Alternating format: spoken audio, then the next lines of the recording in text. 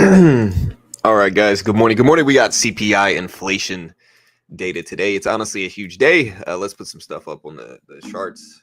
We got NASDAQ up here. We got Bitcoin. Didn't quite get up to, the big question is, will Bitcoin hit 100K? I don't know. I really don't know. SPY sitting at 595s. Let's put some stuff up here.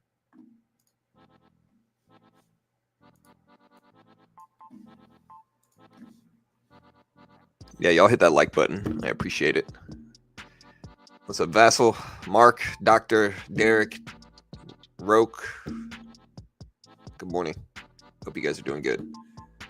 Again, NASDAQ kind of flat, slightly down on the day. It's been kind of choppy for the last few days, really, since Monday, really. We had some downward pressure at the second half of Monday on the NASDAQ, and we've really almost been completely flat since then. We're down slightly, but haven't done much. Market's up, a bunch already.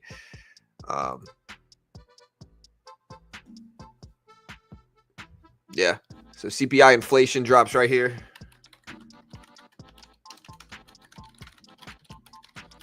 Right here at 8:30 Eastern Standard Time,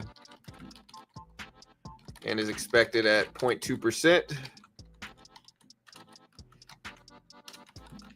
And year over year is expected at 2.6%.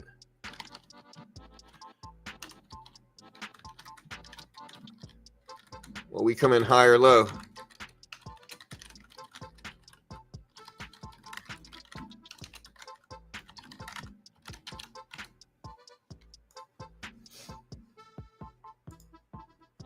What's up, Blaze? What's up, Beach? Yeah, let me get a countdown timer.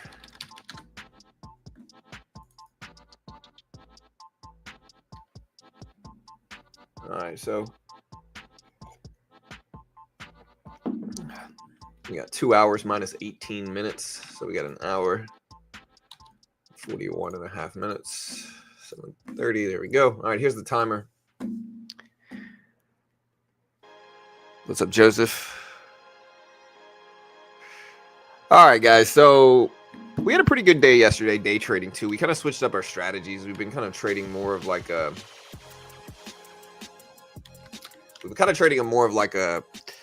trend strategy. Ultimately looking for trend breaks and attacking that. So we had a pretty good day yesterday. We made a few $100.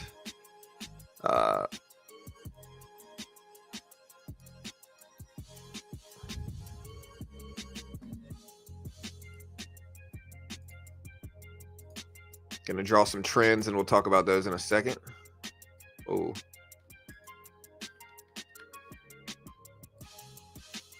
No, I don't want the cross. Let's see. I just want a trend line. Let me do it. I can do a parallel trend line too. I should be using that more. Where is it? There it is.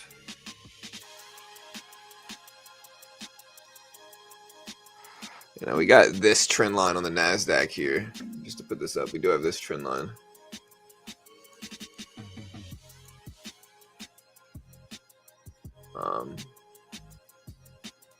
Short-term trend, 1 minute chart, but I think the trend's pretty obvious. So we're gonna wait for this to break. But that's the trend we're in right now. Downward trend. We're under the 200 exponential, tightening up a little bit on the charts. Yeah. And so that's what we see right now. Looking like another green day. Is today red or green?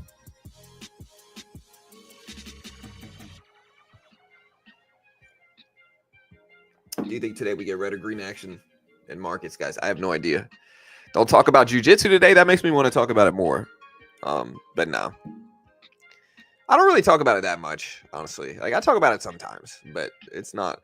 We got to talk about stuff outside of stocks. If not, the stream will get really boring really quick.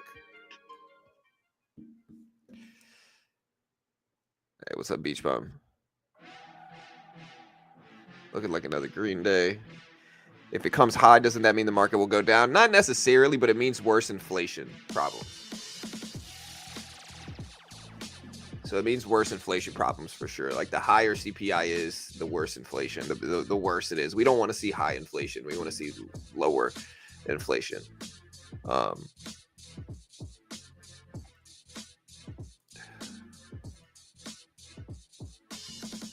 Can you apply certain BJJ techniques to trading? No, not really. It's good conditioning though. Like you get your butt kicked in the beginning, and then over time you slowly get better. You still lose, but you get your butt kicked less and less the more you do it. In that regard, trading similar. Submit the stock, guillotine the stock.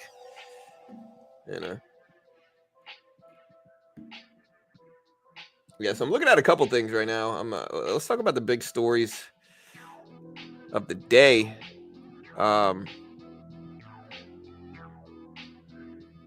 So Amazon's Jeff Bezos sold 1.25 billion shares. 1.25 billion shares this morning. Jeff Bezos again sold 1.5 billion or 1.25 billion shares. Occidental Petroleum had earnings this morning, which is one of Warren Buffett's favorite oil stocks.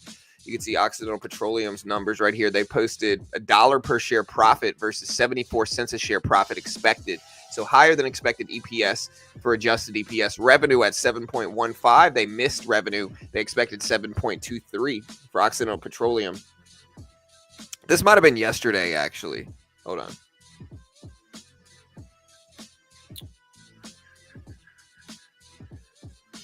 No, this was early this morning. They also posted an update on Spotify's EPS. Spotify posted 145 EPS versus 172 expected. Revenue of 3.99 versus 4.02. Weird. So Spotify, did it correct? No, Spotify is still up a pretty significant amount here. If we look at Spotify, Bitcoin at just under 88, or just under 80, right around 88. If we look at Spotify, Spotify gapped up pretty significantly on their earnings. Look at this. They got all the way up to 465. So they didn't originally report EPS, which is why I think it's kind of strange that they recently reported EPS about an hour ago, hour and a half ago, really about an hour ago. And they updated the EPS for a big miss. They also missed revenue as well. So we'll see what that means. Again, something that came out late last night. Apple's going to launch an AI-powered smart home device as early as March. They're poised to compete with Amazon and Google in smart home, according to Bloomberg. I'm looking for some other news this morning. The big news is CPI, really. And obviously, you guys know we're going to cover this live like we always do. Every single morning, we're going to cover this. All the big economic data.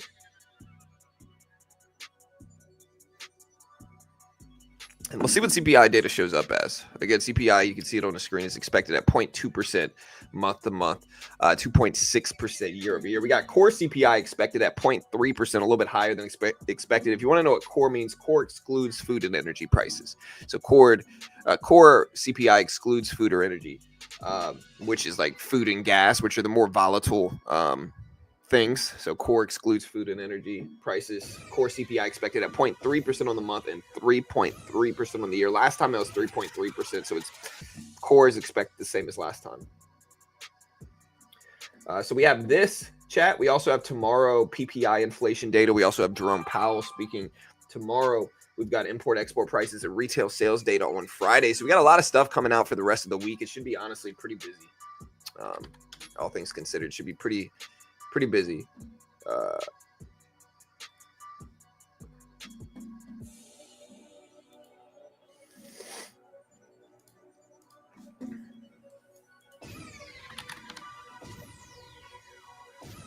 right, so Supermicro put out some news this morning that says that they're unable to file, or maybe they didn't put it out, but there's some news about Supermicro Semiconductors that says they are unable to file their quarterly report on Form 10Q for the period ending in September 30th, 2024 in a timely manner without unreasonable effort or expense. Wow, so what does this mean for them? I'll put this news release up. Effort or expense. I'll put this release up in chat. Look, so again, they said they're unable to file their quarterly report on Form 10Q for the period ending September 30th in a timely manner without unreasonable effort or expense. Basically, they're saying it's too hard. Yeah.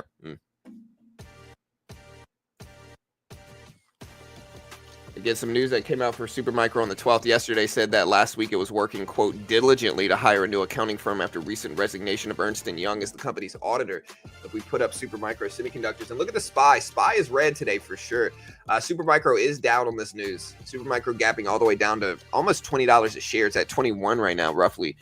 Again, it's a vital step in regaining the confidence of investors and retaining its spot on the NASDAQ stock exchange. The company faces a November 16th deadline to avoid a delisting. Finding a new auditor could prove challenging, though. Very few accounting firms have a track record of auditing companies the size of Supermicro, and all of them may be reluctant to sign given the circumstances around Ernst & Young's departure. Because again, you got to think about it like this. In accounting, the accountant is liable if something's wrong on the report, right? So the accountant is liable if something's wrong on the report.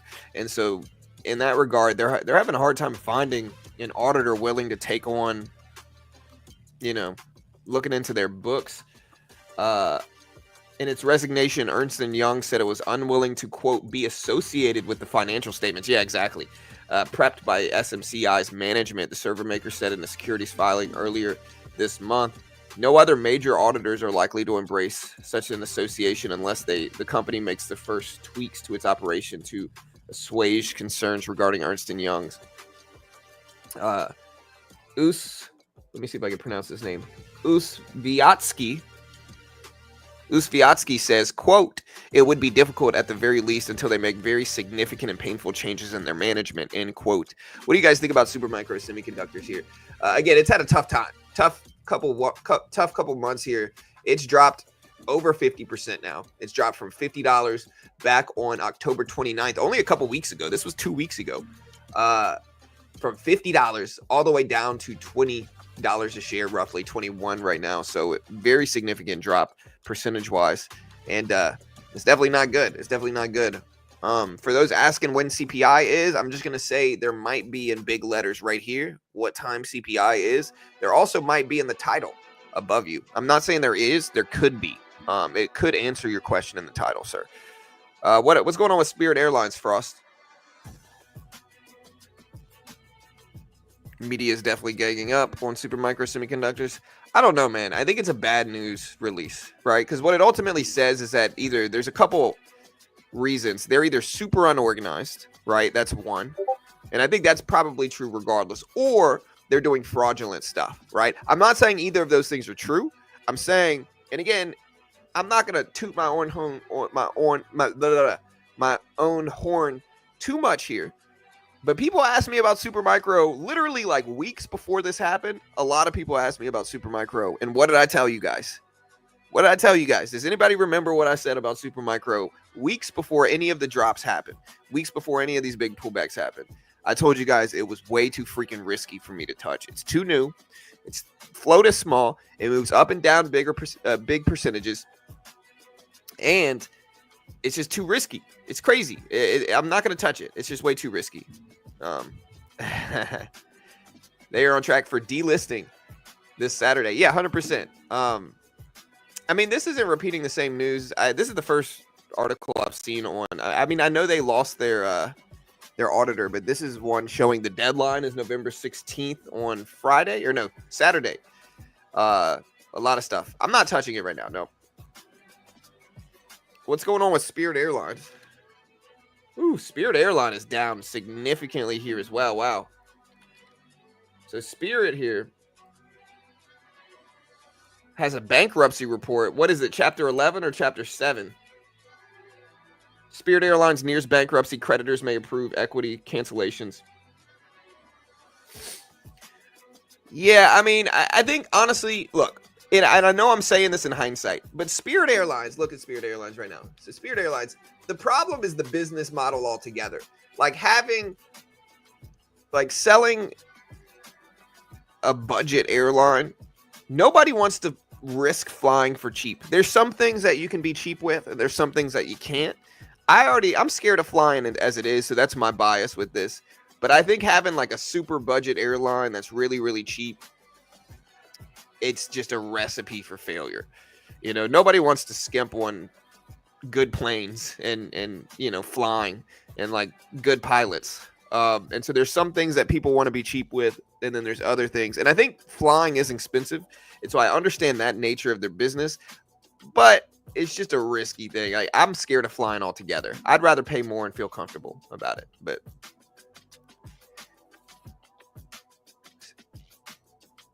Yeah. So again, Spirit Airline struggled with mounting losses, faces looming debt maturities, according to the Wall Street Journal. Frontier and Spirit had been in talks about a deal, according to the Wall Street Journal. Spirit Airlines are down 42% on a Wall Street Journal report of bankruptcy preparations. So yeah, Spirit's down big. And so they're talking about Delta potentially buying this. Here's DAL. Delta hadn't really moved much at all. And Delta's good. I mean, Delta's a good airline. Like, I would say the best airlines in the world are United or Delta. UAL, DAL. What's the other one? American Airlines is there, but it's definitely not one of the bigger ones. So I would say Delta, United are the two biggest airlines in the world. And so if either one of them, if Spirit's going to get bought up, it's going to be by one of them two, either Delta or United. United's kind of, I don't know, snooty. I don't know if they're going to buy them, but we'll see. Tech, including Amazon, may be affected by this delisting. Yeah, regarding Supermicro Semiconductors. Yeah, Supermicro Semiconductors was just added to the NASDAQ. This thing was literally just added to the NASDAQ. When was it added? Let me see.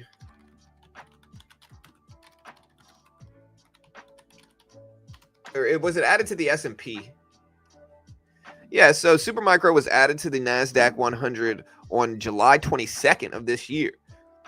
Before the start of trading Monday, July 22nd, Supermicro Semiconductors replaced Walgreens in both indices. And again, I'm sure Walgreens is over there like, well, you know, you booted us out of the NASDAQ so you could add Supermicro Semiconductors, and look where you got yourself. I don't think Walgreens is doing much better, though. Although Walgreens, like, it's hard to tell. There's some companies where you look at them, and like, the premise of investing for a lot of people is I invest in what you use and know and understand, right? I use CVS and Walgreens pretty regularly. You know, like, we got to go there. We got to buy some school stuff for my kids. I might go to CVS or Walgreens. We use them pretty regularly. And so I would think that they're doing okay. But when you look at like Walgreens' actual numbers here, right? Like, you can look at revenue, but I think you got to look at EPS, like what their EPS graph looks like. And when we pull this up here,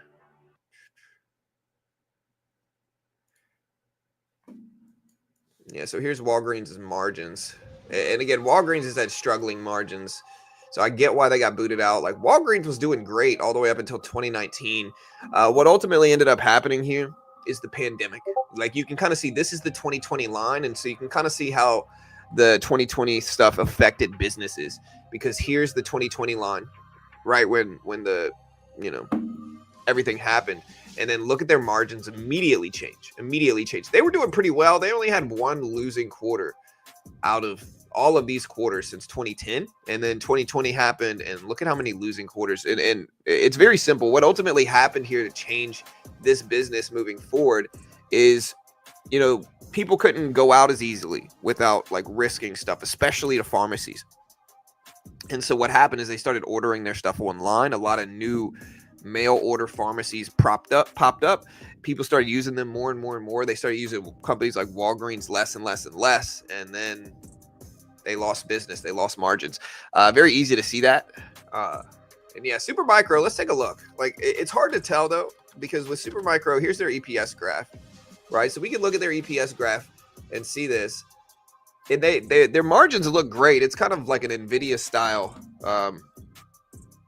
you know, it's kind of like an NVIDIA style run up here. Like, they had a really nice, you know, margins here, really nice EPS graph, which is earnings per share, which is how much they're making, like their margins. But the real question with Supermicro is, can you believe this? Because if auditors aren't going to validate it, right? If auditors are not going to validate their books, who knows? And that's the big skepticism regarding Supermicro Semiconductors, is if auditors aren't touching this, who knows whether this is legitimate or not. I'm assuming it's legitimate. Why? Because it looks similar to NVIDIA, right? NVIDIA has a very similar profit graph. So I don't know. Let me know what you guys think about Supermicro Semiconductors. But yeah, it's down some. Spotify up to 448s. The SPY at 595.80s here, 595.80s. So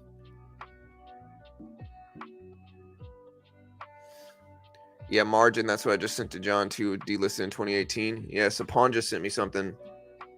that said, quote, after the Hindenburg report came out, SMCI said in an August 28th filing that its annual report due August 29th would be delayed. They had been delisted in 2018 for delays in filing financial reports. Regulators later charged the company for, quote, widespread accounting violations, including improperly reporting revenue, and they fined it $17.5 million. So this has already happened to Supermicro once. This has already happened to Supermicro once in 2018. So in 2018, Supermicro Semiconductors also had problems with delays in financial reporting, widespread accounting violations. They were charged almost $18 million. So yeah, we'll see. And again, today we have CPI inflation data dropping later today. So today we do have CPI inflation data dropping in about an hour and 20 minutes. This is a massive report, a massive thing for markets. And we'll see what happens.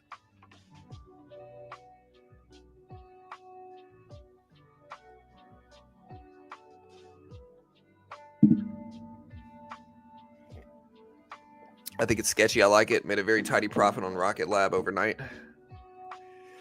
Rocket Lab, is that the company who basically like looks into your bank accounts and tells you what your budgets are and stuff?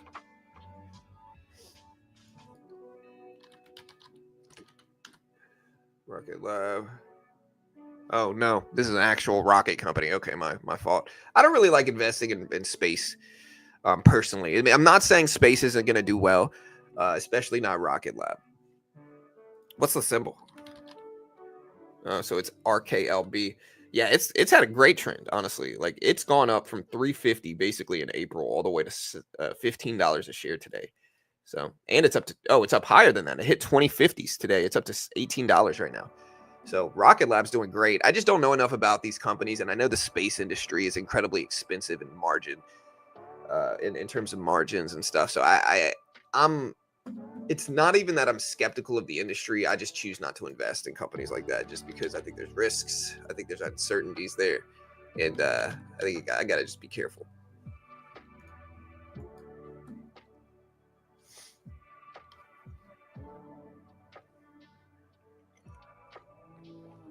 But yeah, Rocket Labs did great on earnings, all that good stuff. So gold, where's gold at? It smashed earnings, too much froth right now, 100%.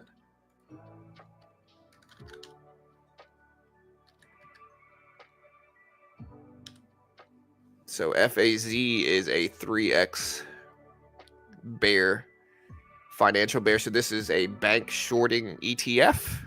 Is that right? If that's true, I don't like it. Why would I hold something that shorts banks unless I wanted to short it? You know? And so I don't know. And it's down big over the last few years, understandably. So, I mean, banks are thriving right now. Buy gold. Yeah, gold's had a really great few years. It's kind of been on a little downtrend, though, recently. So gold's had a really good few years. It's been on a downtrend recently. Hey, what's up, Sam? Maybe in January. Yeah, I mean, what are you looking for FAZ to do? So is that a bank shorting ETF? Is that a bearish ETF? That if banks go down, it goes up? Somebody clarify. I think that's what it is.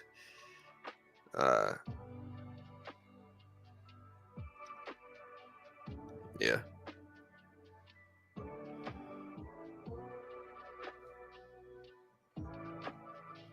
Yeah, so we got 300 people here. Y'all slap the like button, hit the subscribe button. Can we break 500 likes today? I'm gonna go ahead and say we can. I'm gonna go ahead and say we can break 500 likes. I'm gonna put this out there in the world. We're gonna break 500 likes today. All right. I'm just gonna put that out into the ether.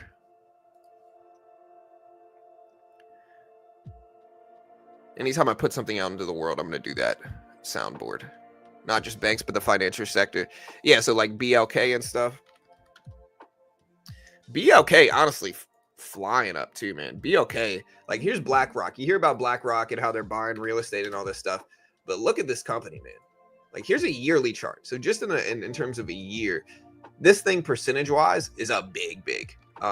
This thing's up like 65, 70% or something like that. Let me see, the head math that I do is sometimes good and sometimes not. So it was up from 650 up to 1,030. 60%. Yeah. So this thing is up 60%. BLK is up 60% in a year, in a year's time. If you put up a monthly chart, it's an even crazier chart. Like, look at this. This is one of the biggest. And I wonder what makes me like, I wonder if somebody should get in early on investment banks, right? Like, look at this thing. So BLK was at 1250 when it was, I guess this is right around when it IPO'd. But man, what a crazy chart. This thing IPO'd at 1250 and now it is at 1,036. Just to put that into perspective here. This is up 8,100%. 8,100% increase for BLK in the last 24 years. What a crazy thing. You know, this was so last 25 years roughly. So interesting here. And speaking of banks, JP Morgan at 239s. We got Wells Fargo up there as well. Wells Fargo at 7240s. We got some time.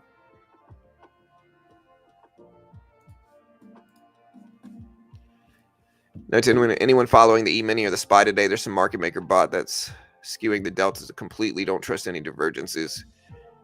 Up or down? I don't know.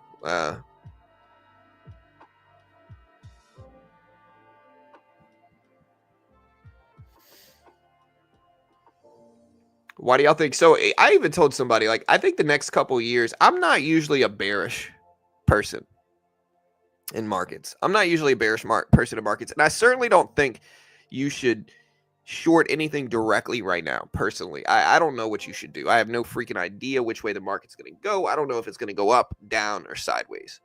What I will say, I'm going to give you guys two different parts of this. What I will say is that I think over the next few years, we might see somewhat of a correction. I don't know if it's going to be a crash.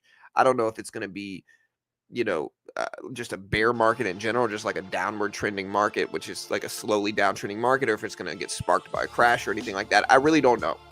What I will say is that markets are up 50% in the last 2 years, 50%. And just to clarify, that doesn't necessarily mean it has to go back down.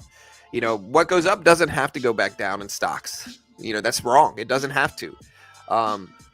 In general, we're going to go up long term, and we're going to go higher and higher and higher long term, and we're going to average about 10% a year on it in the S&P, the NASDAQ, the Dow. But let me look at ChatGPT and see if I can find some percentages. Again, we're up 50% in the last year, and I do think we might see somewhat of a correction sometime over the next 6 months to a year. I think we might see somewhat of a correction. I don't know for sure. Of course, it's certainly possible that the markets just continue to run up, but I'm a big believer in balance, right? Like a balance is like a big thing for me. I'm a big believer in balance, right? I think in balance terms, it's still possible that we see some downward action. Let me ask AI, what's the percentages on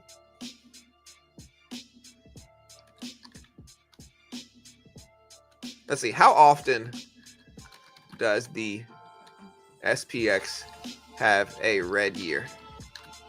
Let's see that first. How often? All right, so around 30% of the time of its history, the S&P 500 has a red year. Since the index's inception in 1928, about 1 in every 3 years has closed down. However, this percentage can vary slightly based on the specific time period analyzed. And so over the long run, S&P has had down years approximately 30% of the time. This would align with our equity markets, which tend to experience corrections but generally increase over time. Economic recessions, geopolitical tensions, monetary policy shifts, and major economic events such as the dot-com bubble and 2008 disaster contributed negative returns. Since 2000, the S&P has seen fewer down years due to market recoveries, but notable downturns like 08 and 2020 have impacted this trend. So yeah, basically over the last 25 years, we've seen less red years than normal in stocks and financial markets like futures. But what it's basically saying here is like, while we've seen less red years in recent times, when we do trend red, we're really, really red, right? So that's what basically this is saying. And I don't know what we're going to get here. I think we got to watch stuff like NVIDIA for sure. You know, NVIDIA at 148.50s, watching that NVIDIA at 148.50. So we'll see what happens there. Santa Claus rally. Do you guys think we'll get a Santa Claus rally? I don't know. I'm a big believer in money. I disagree. The crash was during C word. This is post recovery. I don't know, man. I think whether you would consider this a crash is arguable, I think, right? So if we look at the SPY, and again, I know this because I was watching this and I remember when this happened. You know, a lot of people said, right? So we dropped, let's see percentage wise. We dropped on the SPY from 475 down to 350.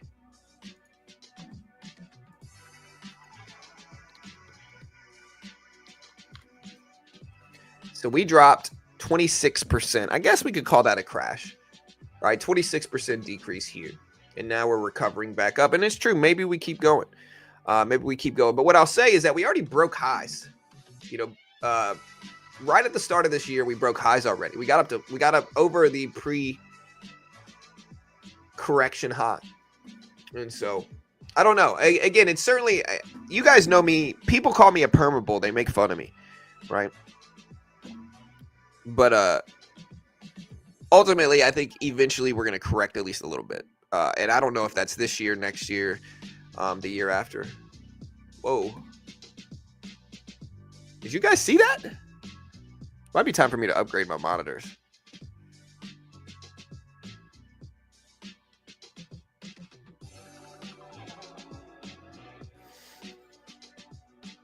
Lots of doom and gloomers out there. Glad you're more optimistic, John. You know, the problem is usually politics influences people. And again, I'm not against you. Like, it's not like people get so emotional on both sides. I'm very neutral politically. I'm not really one that really roots for either side. I'm really not. But that type of politics kind of, like, a bunch of people that don't understand the stock market, a bunch of people that don't understand economics, get all nervous and hyped up, and they want to believe that, again, I talked about it yesterday. There's a confirmation bias that happens with, like, preppers, right? Like, preppers, they're prepping their food, they're doing all this stuff, right? They don't want to waste their time, you know? So at least a little bit of confirmation bias, want something crazy to happen to justify all the preparations that they're making, you know? And I think that happens a lot with people in stocks, right? Where if you miss out on investing on some of these big bull years, like the last 2 years where the markets are up freaking 50%, at least a little bit, you want to believe that you got out justifiably, right? Like, you want to believe that you didn't miss much because we were going to crash anyway. And I think that makes people overpredict crashes to a high extent. Now, something I was telling my wife about, right? And this is objectively true, looking at the long-term history of the stock market and markets in general, right? Something that's objectively true is the quote. Let me see if I still have this quote. Yeah. Time in the market beats timing the market. And so what does this mean? This means that you can fear crashes, and that's fine. But if you're holding something for 10 years, it doesn't freaking matter. Like, you're going to be green almost certainly over a 10 to 15 year period. And markets, especially if you're investing in indices and index funds like S&P, NASDAQ, Dow, you're going to be green over the next 10 or 15 years, almost certainly. Even if you, like, the reality is, even if you buy it at the peak low of a crash, right, you're still probably going to be green if you hold something that long. And so, again, time in the market beats timing the market. You can fear crashes and corrections. The easiest way to put it, what I told my wife is, like, if you really fear it, dollar cost average. Like, I've done very, very, very well during crashes. Like the 2020 crash, this crash right here. I talk about this story a lot. But this crash right here, I bought up a bunch of different stocks. I bought up, like, United Airlines. I bought up Walgreens. I bought up MGM. There was a bunch of stocks that were super weak in these moments. And again, sure enough, the doom and gloomers were out here screaming crash, calling me dumb, calling me names, making fun of me. And in hindsight, I was absolutely right. And you hear crickets afterwards because they were absolutely wrong. And so no matter where you are, somebody's going to tell you the market's going to crash. And again, just to preface everything else, I'm generally a pretty bullish trader. I do think we might see at least a small correction in the next 6 to 8 months. Probably. Now, I don't know for sure. Just throwing this out there. And it's certainly not 100% going to happen. But in general, the people who do the best in crashes are people who buy the dip. You know, people who buy the dip are usually the ones that make out like bandits. People who get scared and sell, especially like the people who do the worst in crashes are people who are so emotionally tied to it that they end up getting emotional and selling on the dip instead of buying it up, which is what most people should be doing. Again, not an investment professional. I'm not liable if you lose. As always, remember, I have no freaking idea what I'm talking about. I might be wildly wrong about anything and everything I say. Do not copy me. I'm not an investment professional. I'm not liable if you lose. You can also read on the bottom of the screen. But, yeah. Warren Buffalo. You know, the GOAT. Warren Buffalo.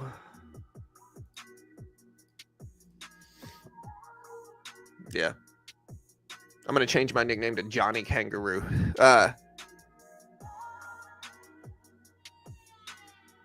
This is very basic stuff. Buy the dip. Yeah, I have no idea what I'm talking about. Jay, that's correct. Genuinely no idea, you know.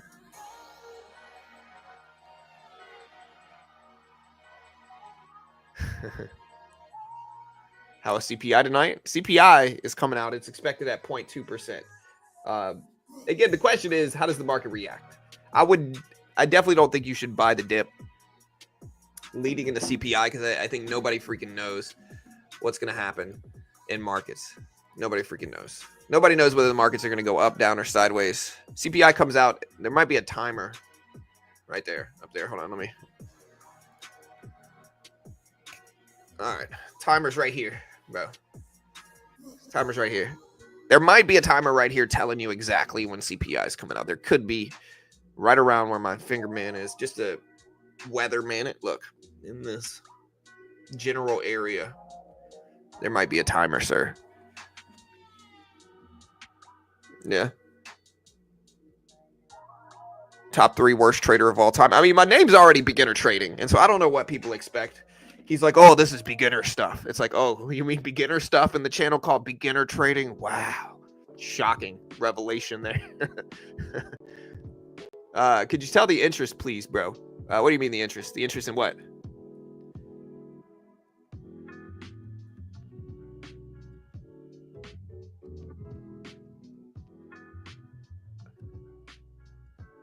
They don't recover after. Well, so there's only been in history, right? I think there's only been 3 times in history where we've had more than one red year in a row. And that should be a super enlightening statistic. I'm not 100% sure if it's correct. Let me ask AI. Everybody knows AI is never wrong, right? But no, I think there's only been 3 times in history in which we've had more than one red year in a row. Might be more than 2 red years in a row. I'll have to go back and check the actual data. But if that's true, that should be a really enlightening data point, because what that means is that buying the dip one or 2 consecutive red years. Let me see which one it is.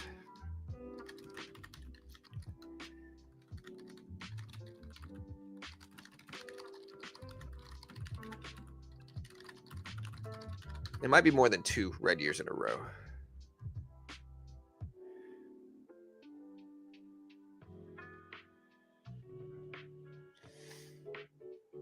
Okay, so there's only been 5 times, right? 3 to 5 times in which we've had, let me see, let me change it. There's only been 5 times where we've had more than one red year in a row, right? In history of stocks. Let's try 2. That one might be 3. Okay, yeah, so this is what it is. There's only been 2 instances where indices have more than 2 consecutive down years, right? There's only been 2 times in the history of stock market over a century of data. And so I think that's a really important data point. Yeah, Powell speaks again tomorrow.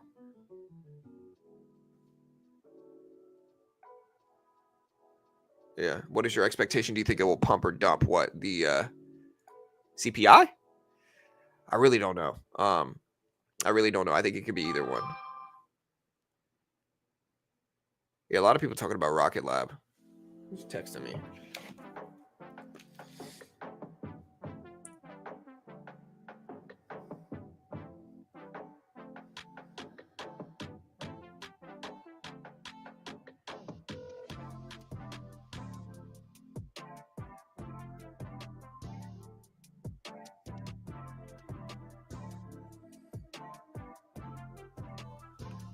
Gold is crazy. Yeah. A lot of flat years. Yeah, but I guess the point is like, look, anytime we get these big corrections, like in this instance here, everybody made fun of me for, like, again, I made videos talking about why I was buying these dips right here. So I literally made videos talking about why I was buying these dips, why I was attacking these weak stocks in these moments, right? I had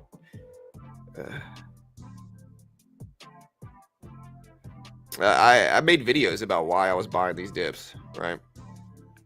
I remember I made one about United Airlines, and so many people made fun of me. So many people laughed. So many people mocked the positions.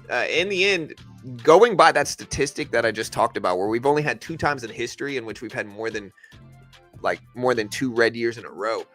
Once we start to trend here, 2021 all the way into 2022, I just thought we had dipped enough, right? We had already had a red year. The market was already pretty red. And so I started buying up United Airlines, a bunch of stuff, MGM. Like, there's a bunch of really cheap stocks in these moments. I remember I bought some call options on like MGM. Look at United Airlines. Yeah, so look at United. United got down to, I remember United got down to like $20. I bought it at $20 eventually. People make fun of this position. I bought it at 20. I sold it at like 35, 40, I think. Made 100% on it. Same thing with MGM. I don't remember exactly how much I made, just to clarify, but it was something like that. I remember I bought options on MGM. I bought call options here at $6 a contract for the call option. And this thing rebounded all the way up to freaking 30, $35 within a year. So there's a lot of good opportunity in the big pullbacks, but you just have to be patient. And you got to be willing to hold long term too. All right.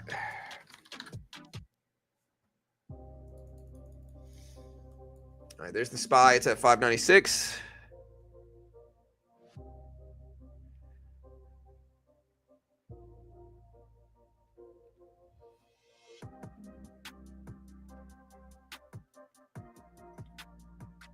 CPI is expected at 0.2% month to month, 2.6% year to year. We still got about an hour left. We got almost 700 people here already, though. I'm ready for CPI. How do you think crypto reacts? I think it's hard to tell, right? Like, crypto is one of those really interesting markets where sometimes crypto moves in a macro way, meaning like it follows other indexes, like the S&P, the NASDAQ, the Dow. Other times, especially, I would say specifically in like weakness in the financial sector, some people flock to crypto as a hedge against that weakness, right? And so it's hard to tell where inflation data, I think we could get either or. I think if inflation data comes in low, which is generally good, means people can afford more things. People might be able to afford Bitcoin and crypto in a bigger way. Maybe Bitcoin goes up on that news. Or also, if inflation data shows up super high and scares people and the dollar, goes up and increases in price and people are fearing inflation, maybe people hedge against that with crypto as well. I don't know. I don't know how crypto is going to respond. Bitcoin almost up to 100K. People were talking about it for a long time. I wish I would have bought more.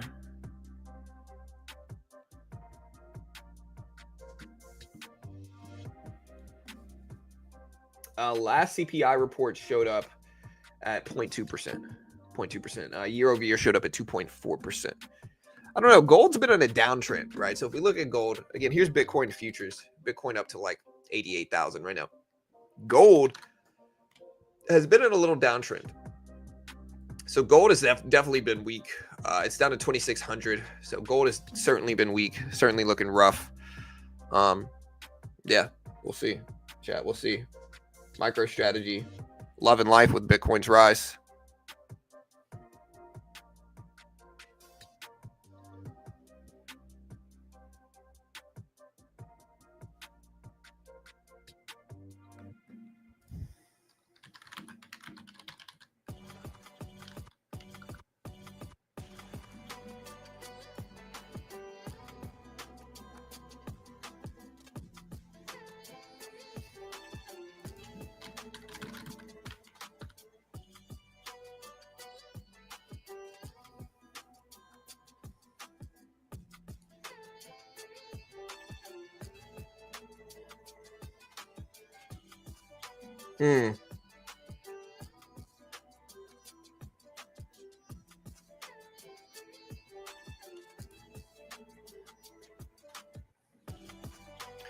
All right, so again, SPY is now over the 200 EMA VWAP level. I wonder if we could attack choppiness leading into this report as well. Here's the NASDAQ here. We might attack some stuff here. Let's play.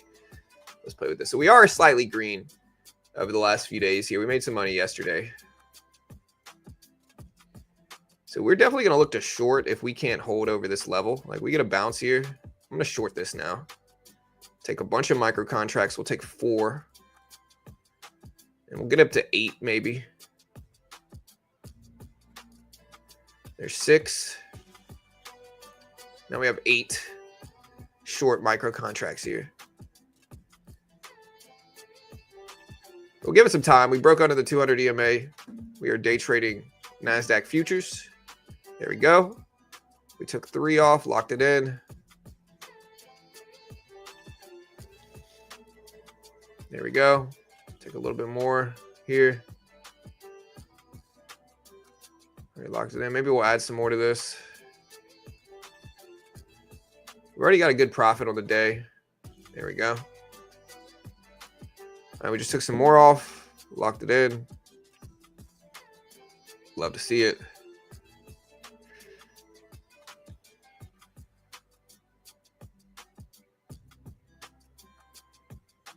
I'll hold the rest break even. So we already made some money on it.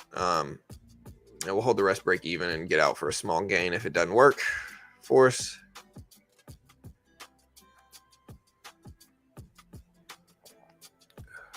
Yeah, we're gonna have to cut it. Oh, I just added to it. Oops. I didn't really mean to add to this.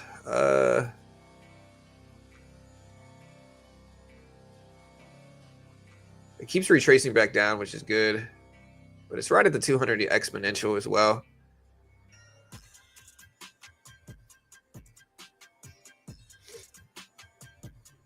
All right. All right, so we just took another piece off. That ended up working out somehow here.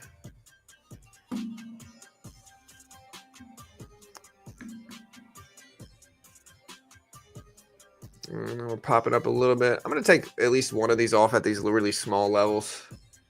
And then if we push up any more, we'll just get out flat on the rest. Yeah, we'll get out rest. So we ended up making a good bit there. It might continue going down. I was looking for a kind of a head and shoulders pattern, but I also just realized like we could also be trading in a trend here on the NASDAQ here. So like, look, let me look at this. I just really kind of noticed this as well here. So, you know, I don't want to get stuck trading against the trend here. And so nice little green trade, scalp. We'll take it. And now we have this little trend here. So yeah, so that's our funded account. We'll see what we get on the rest. SPY bouncing right at that 200 exponential. There's gold.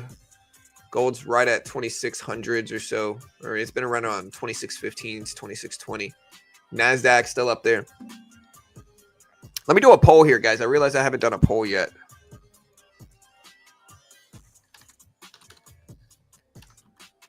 Does CPI show higher or lower year over year versus the 2.6% expected, or for the 2.6% expected? Higher, lower, as expected.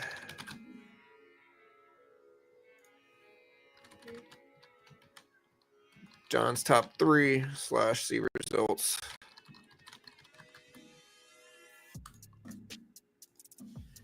All right, so do you think we show higher or lower than the 2.6% year over year expected for CPI?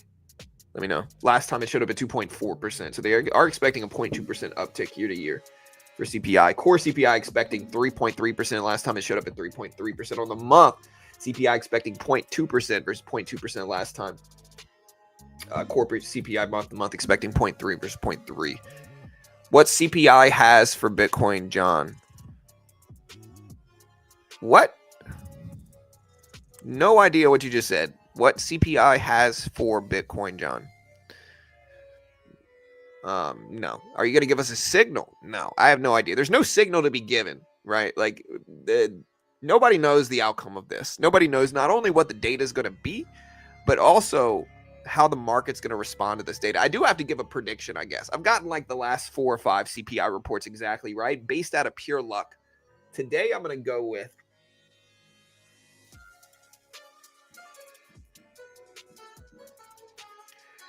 I'm going to go with 2.7 for CPI year over year, 2.7.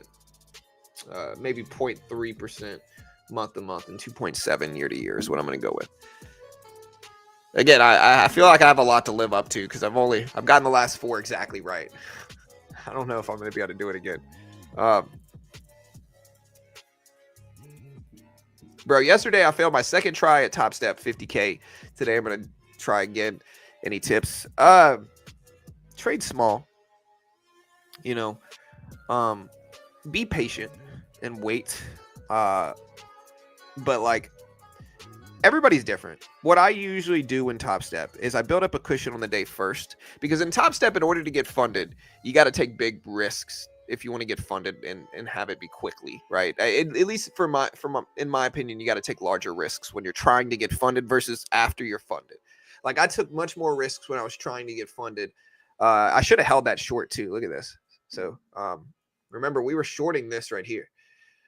So we got the break of structure from this, and now I'm curious to see what happens. But yeah, so there we go. We're going down. I should have held that short because that short would have worked beautifully. But yeah, when you're trying to get funded, you got to take more risks. And again, not an investment professional. I'm not liable. I'm biased in Top Step's favor, of course, like all that stuff. But you got to take more risks. One of the ways you can do that in a more comfortable way is you can build up a cushion first. Right, you build up a cushion, whatever you're comfortable with, make it $200, $300, $400 cushion first. So you trade relatively small, maybe like 1 E-mini contract, maybe like 5 micro contracts or something.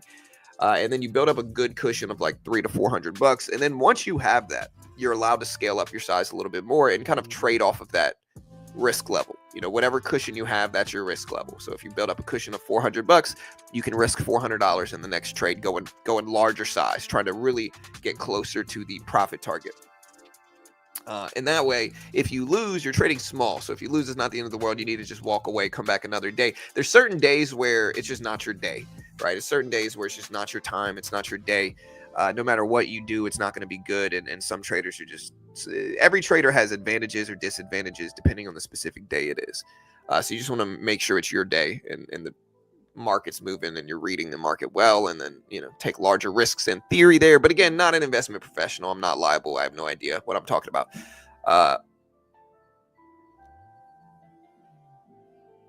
Yeah, we got 50 minutes before the news. We got 800 people watching right now.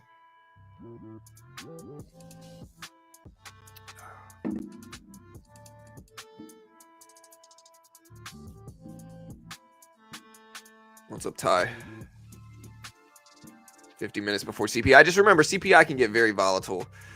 You just want to be smart and be careful.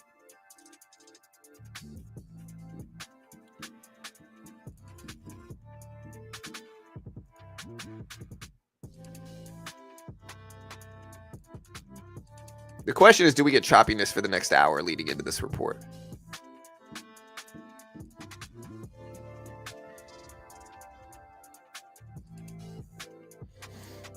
Make it faster, 50 seconds, buy or sell. I have no idea, guys. Time zone different. It's Eastern Standard Time. We got, look, there's a timer. Look, in this area right here, there might be a countdown timer counting down exactly when CPI reports. Could be. There might be. I'm not saying there is right here. Wait, right there. I'm not saying there could be a timer right there. Aquí, mi amigos. Right here.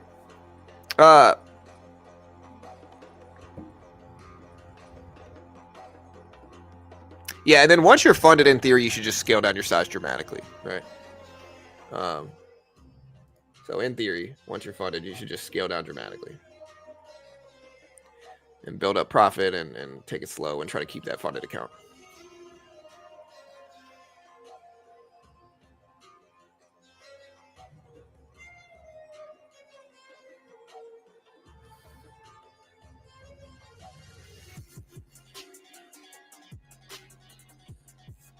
Yeah, hit the like button, guys. We're going for 500 likes. We're going for 500 likes, chat.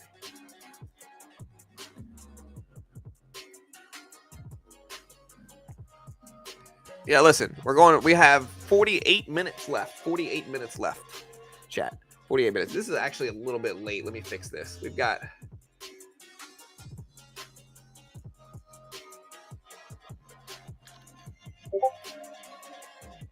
Whoa. All right, I messed this up somehow. Oh.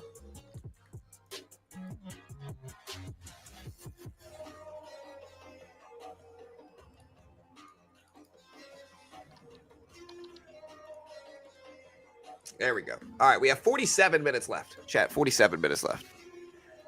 What's your personal expectation for CPI levels, John? I again, I don't really have an expectation. I genuinely just don't know. So I don't know if markets are going to go up, down, or sideways. We just made another little short trade on our Top Step account just in terms of transparency. We made some money. We made like $20 or something, right around $20. I know. Well, listen, I truly believe John Jones is the greatest of all time, at least in light heavyweight. But I think what he's trying to do is terrible.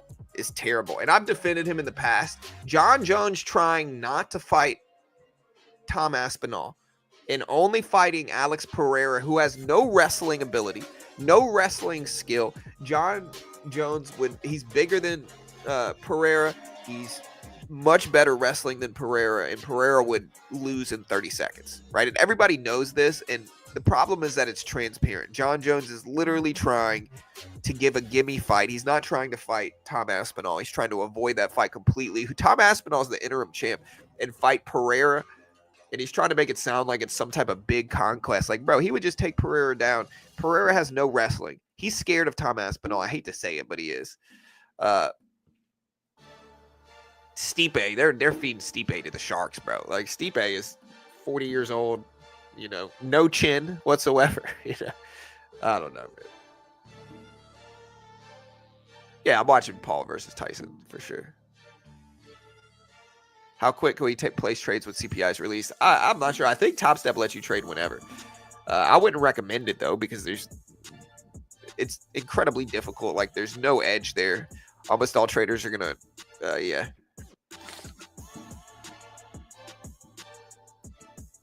Yeah, I don't follow MMA Guru. I think anybody that understands fighting understands this, though.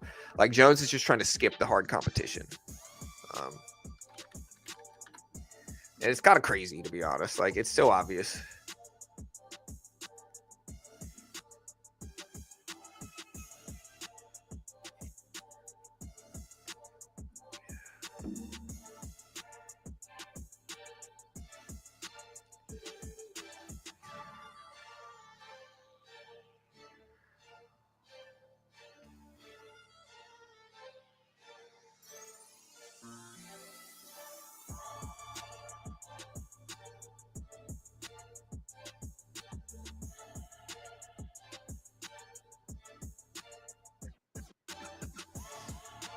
And I believe John Jones is the GOAT, right? But I think he's being sleazy with this Pereira thing.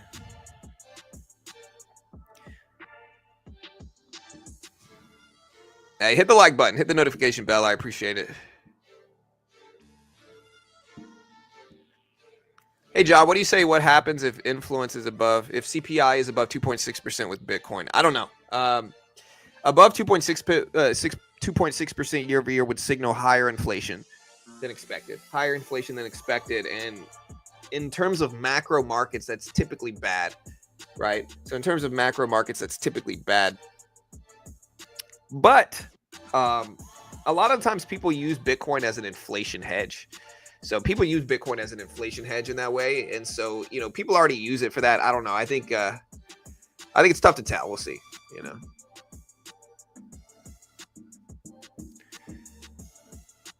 Could you win against Tyson, John? What do you think your chances would be? In an actual fight or a boxing match?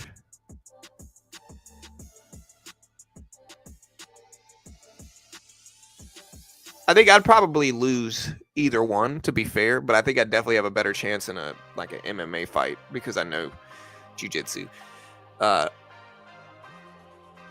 But I mean, I don't know. In an actual fight, Tyson's gonna get tired quick. That's the problem, right? I don't know how much TRT he's on or whatever, but I don't know. Did anyone read my comment? No, we did not read your comment. Vi, I'm not sure what it said. We got a dip to 81,450, 78,450 CME gap for Bitcoin. Gonna reset RSI a bit too. Maybe. We'll see. Yeah, I mean, you know, the problem with some of the John Jones fights is like some of the last like 5 John Jones fights were suspect, where Jones obviously didn't win. He obviously lost the Gustafsson fight. Yeah, anyways. You'll be able to see CPI data right here. We're covering it all live right here, as it says at the bottom. Look at the NASDAQ flush down here, guys. So the NASDAQ flushing down is at 21. It's at 116 right now, 116, almost 117. SPY dipping down a little bit. Is this an anticipation for inflation data coming out today, guys? So we just bought this dip, and we immediately are selling on this bounce. We bought this dip. Look at that. We're taking some profit into this bounce. Just made another 20. Look at that. All right, we're out. Yeah, so we just made 30 bucks real quick trading futures. We're chipping away. We're chipping away, guys. VIX on the rise too. Yeah, the Dominic Reyes fight was that one. He definitely lost, and I think everybody knew that. Yeah. But even still, I think we got to give Jones the benefit of the doubt. It's not his fault. The judges gave it to him, and I think we got to call him the GOAT regardless. But I just don't like what he's doing with Pereira. All right, the VIX is down substantially here, so volatility in question today. VIX is down to some of the lowest levels we've seen since 2022. Although it's at 1520s right now. NASDAQ bouncing right at that previous bottom here. Again, we got CPI data. I think the whole market's going to be anticipating choppiness leading into CPI in 40 minutes. We got 40 minutes until CPI report comes out. I think the market's going to be anticipating choppiness leading into this. That's why I bought that dip right there. Because, yeah. Honestly, I've been trend trading, and my trend trades have been really nice, like really, really nice. Like we've been building up profit in all these. Looking for trend breaks here. Like you can kind of see the strategies we've been using. We've been identifying trends. Not only have we been attacking the trends, but we've also been waiting for a break of structure, which like this, like if we took this out completely, we have a break of structure right here. So just to show you guys what I mean. So we have this trend, and then we have the break of structure right here, right?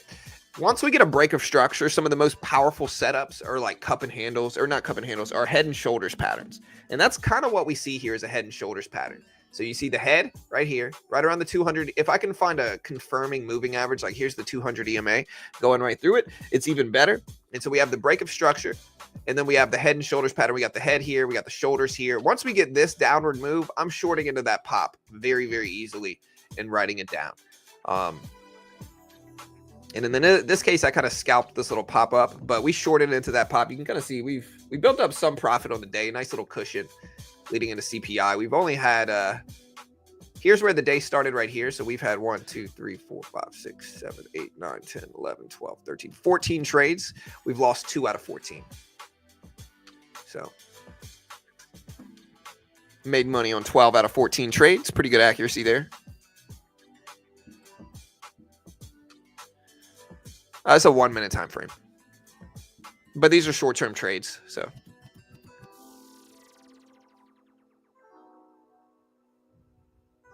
did you hear about Rivian and Volkswagen $5 billion deal? I didn't.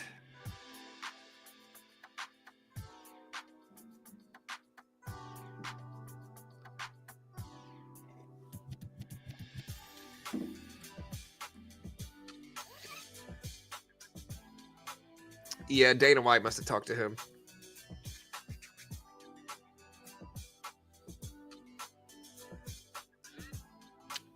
Yeah, Cyril, Cyrogan or Gain or whatever, however you pronounce his name, he obviously did not lay it down versus Jones, Jason. Right? Like Jones, you got to remember, Jones is a super elite wrestler. Super elite wrestler. And so if you throw anybody in there versus Jones that's a pure striker, like Alex Pereira, Jones is going to do the same thing every time. He's going to shoot for a takedown, take him down, and submit him in 30 seconds. Right? Like, this is very predictable outcome. Every single. That's why I don't want to see Jones versus Pereira, because everybody freaking knows that's what's going to happen. Look at Cyril Gahn. Look at what happened. Same thing's going to happen with Pereira. All right. I'm going to put this out there into the world, guys. I'm going to put this out there into the world. Jones is going to fight Tom Aspinall. Okay. I'm going to put that out into the world. Anytime I play that sound, I'm putting something out in the world. That's what I'm putting out there. Jones is going to fight Aspinall. Let's check gold. A lot of people are talking about gold. All right. So here's gold. Gold's kind of flat since yesterday. So since yesterday, gold is kind of flat.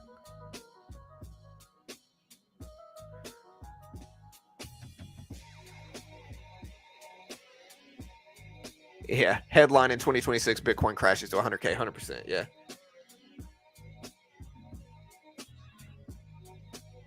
New to trading, do I go long or short based on a higher or lower CPI rating? I would do neither, Jasmine. And again, the problem is that the volatility that we get from CPI is a straight up gamble, right? We could have good CPI data, good core CPI, and the market could fall 5%. We could have bad CPI data, the market could rip up 5%. We could have bad CPI data, the market could fall 5%. Nobody freaking knows what's going to happen. In general, though, lower CPI is better for the economy. Lower CPI is inflation. So lower inflation is better. Higher inflation is worse in theory. And sometimes the market reacts in the same trend, where lower CPI means a positive reaction, higher CPI means a negative reaction, but it's certainly not always the case. And taking a position based off of the CPI report is a straight up gamble.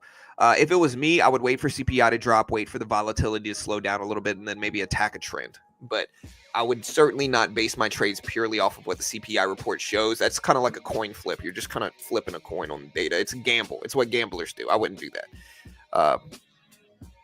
Yeah, don't trade for at least 10 minutes before or after CPI. Exactly, right? Like, I think that's probably the right move. But nobody knows, and we'll see. And maybe there's an edge. I don't know.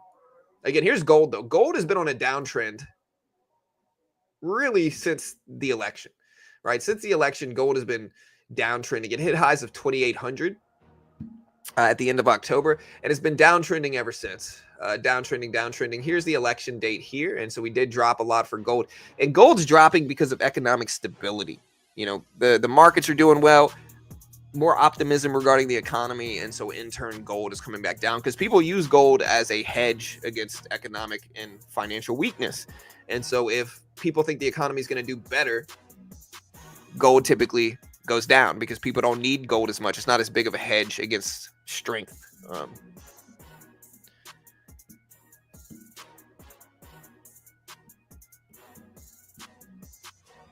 Gold, you have to look at the overseas market where they trade real gold, not paper gold. You always nail this. What's your prediction? I really don't know, man. Again, I think like I said earlier, I think I'm going to go at 2.7% year over year, and 0.3% month to month. I might be straight up wildly wrong. I can't get it right forever here, guys. I can't get it right forever. I mean, I'm going to put it out there. I'm going to get it right again. Okay, I'm just going to put this out into the world. I'm going to guess CPI exactly right again. But also remember, guys, I have no freaking idea what I'm talking about. Don't copy me. Not an investment professional. I got to get a soundboard. Let me find a sound I can use for my disclaimer. I got to find a sound I can use for my disclaimer. Hold on. Y'all help me pick it out, too. Help me pick out a sound I can use for my disclaimer. Let me find sound effects, ambient.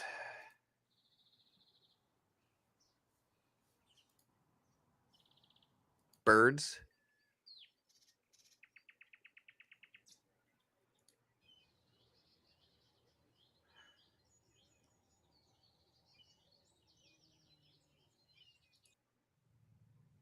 quiet hotel room.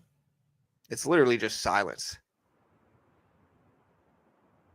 Gentle wind.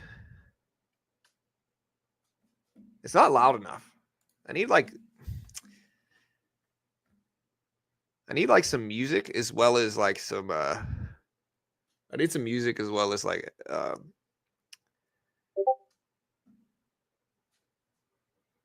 weather.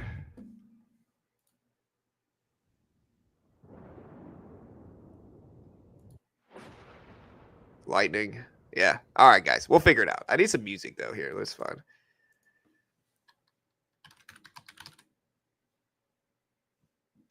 Meditation music is what I'll do.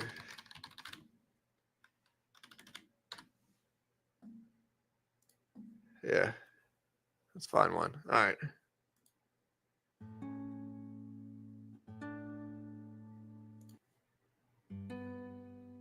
This quiet music. I don't know.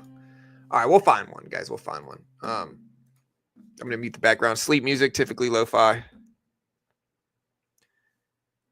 I'm looking for disclaimer music here. I got it. I got it.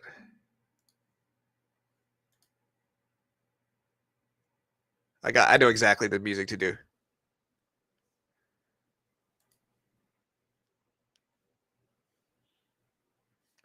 Okay, yeah, I got it. All right. I got exactly the right music for this.